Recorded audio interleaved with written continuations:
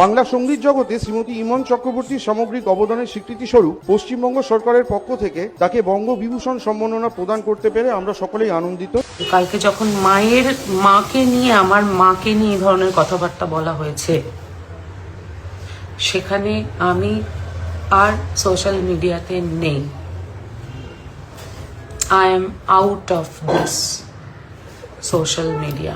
মা মারা যাওয়ার দিনে আমি একটা পোস্ট দিয়েছি, সেখানে কমেন্ট করেছে, হ্যাঁ আপনার মাকে ডাকুন, আপনার মাকে ডাকুন, আপনার মা দেখা উচিত যে আপনি পাঁচালি গিয়ে চটি চেটে বঙ্গবিভূষণ পেয়েছেন, এরপরে আপনি নোবেল পাবেন, এটা আপনার মাকে ডাকুন। And that was an I opener for me.